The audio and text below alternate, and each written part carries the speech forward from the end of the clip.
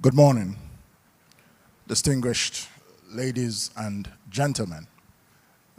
It's my pleasure to make a few remarks, keynote remarks. I'll keep it short. It's simply to set a big canvas and a big frame for how we think about the relationship between business and politics in Nigeria and in Africa.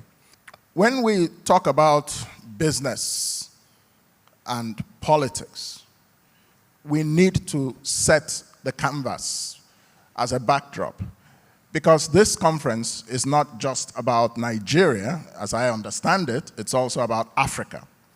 So I want to make a few remarks about Africa in the world and how Africa's positioning in the world is influenced by the relationship between government and business. Now, we all know that the world of today is a world that is framed by globalization. And some people have said that Africa is rising. And I said, when I wrote the book, Emerging Africa, that Africa is not yet rising, but Africa is definitely emerging. It's emerging as a place of interest, as a place of investment, and Lagos State is a very strong example of investment possibilities. In Nigeria, we can talk about the business of politics and the politics of business. The business of politics is not a very positive subject, because in many African countries today, and certainly in Nigeria, politics has become very big business. The politics of business has to do with a condition we see in Nigeria and many African countries: rent-seeking, which comes from businesses and government officials colluding to extract rents. So this is just an opening comment. And in all of this, we are missing the real relationship that should exist between politics and business. Nigeria's constitution says the purpose of government is the security and welfare of Nigeria's citizens. If you look at the United States, for example, and many other advanced countries, we find that the economy and the business conditions shape electoral outcomes.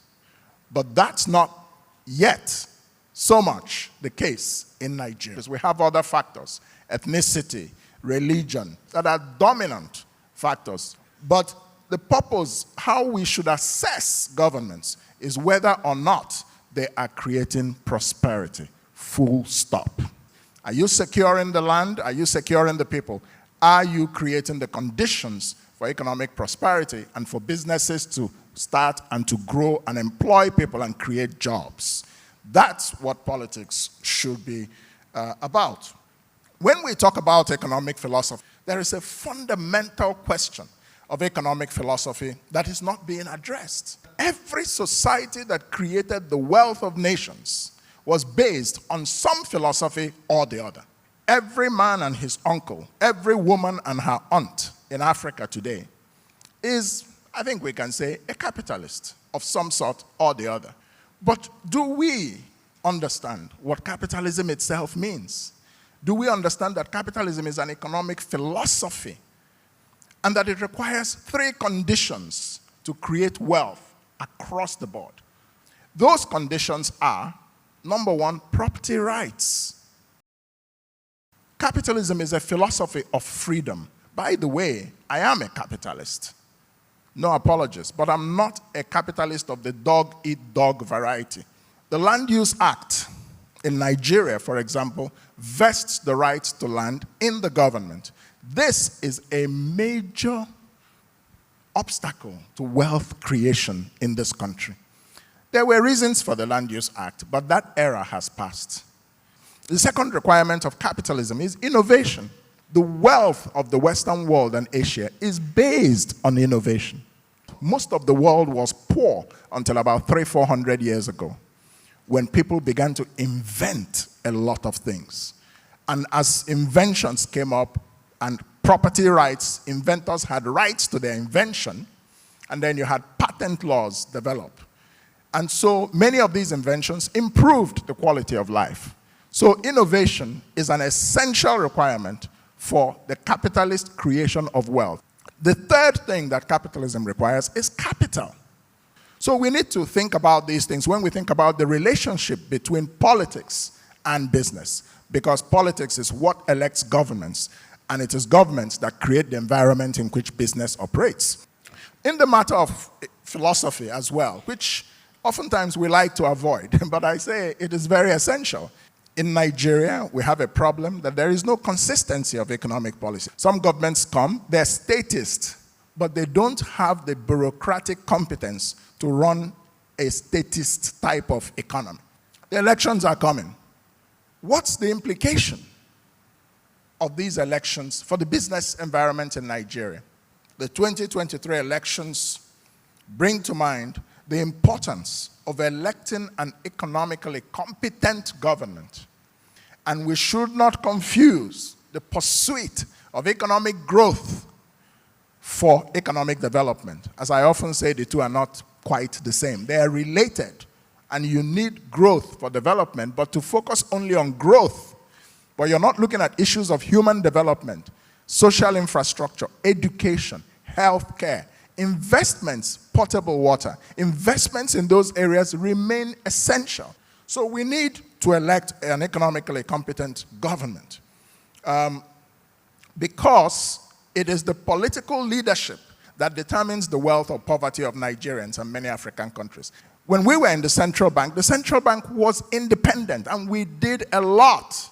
But we looked across at some other areas of government, and we saw that the technocrats were not pulling their weight. And that's because the political system suppressed them. So you need to have political leaders who are technocratically competent in order to be able to create the environment, a good environment for business and to grow the economy. The 2023 elections bring up the importance of generational change. The youth of this country, what is their future? They make up 67% of the population.